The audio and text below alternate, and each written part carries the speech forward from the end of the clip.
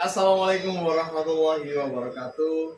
Salam, Om Swastiastu, Namo Buddhaya, salam kebajikan, Rahayu. Mohon izin kepada Ibu Riri selaku dosen pada mata kuliah Bahasa Indonesia dan kepada para teman serta kawan-kawan seperjuanganku yang saya banggakan. Berdirinya saya di sini tak lain dan tak bukan karena faktor kewajiban, di mana saya, Hafiz Rahmat Hidayatullah, sebagai mahasiswa Universitas Negeri Surabaya, Prodi S1 Ilmu Administrasi Negara, kelas 2023B, dengan nomor induk mahasiswa akhiran 090. Ditugaskan untuk mengerjakan tugas saya kali ini. Maka sebagai pembukaannya, maka saya akan berpantun sedikit. Kuala Lumpur ada di Malaysia. Di Malaysia berjumpa dengan Mbak Sia. Jika kamu memang warga Indonesia, maka berbahasalah dengan bahasa Indonesia. Seperti yang kita tahu, Indonesia merupakan negara yang memiliki beragam bahasa di dalamnya.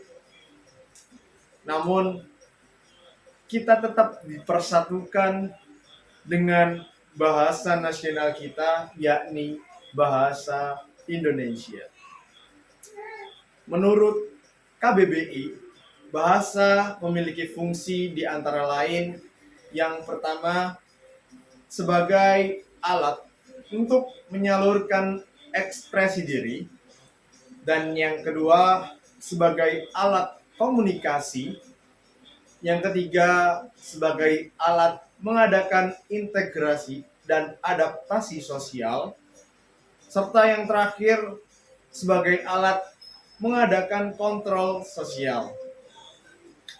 Bahasa Indonesia memegang peranan yang sangat penting, di mana salah satu peranan tersebut yaitu sebagai bahasa nasional yang digunakan sebagai alat komunikasi dalam kehidupan bermasyarakat di Indonesia, terutama di sehari-harinya ya.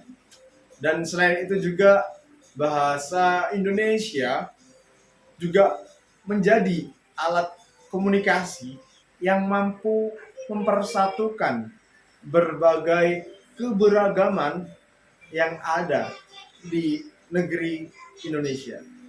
Karena seperti yang kita ketahui bahwa Indonesia dengan negara kepulauan sekaligus negara yang menghargai perbedaan dan akibatnya memiliki banyak suku, banyak ras dan agama, bahkan berbagai bahasa yang berbeda-beda, namun tetap teguh pada persatuan Bhinneka Tunggal Ika.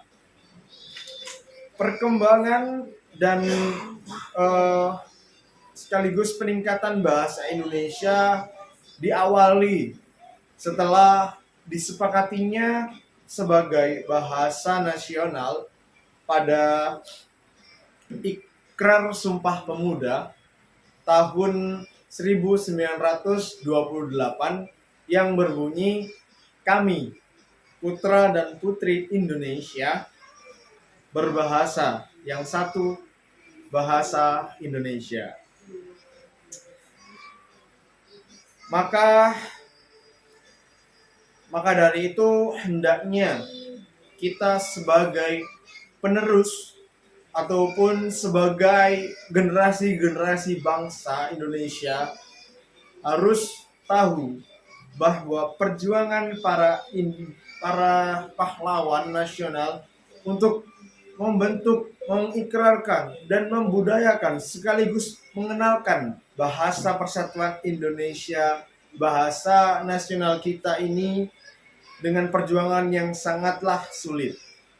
Maka patutlah kita sebagai eh, warga sekaligus sebagai penerus untuk menjaga dan mampu mengharumkan bahasa persatuan Indonesia ke berbagai negara-negara yang lainnya dengan cara pencapaian kita atau pencapaian prestasi kita di negara-negara tersebut yang nantinya dapat menentukan lagu-lagu nasional kita, dan yang pada baitnya itu terdapat bahasa kita yaitu bahasa Indonesia.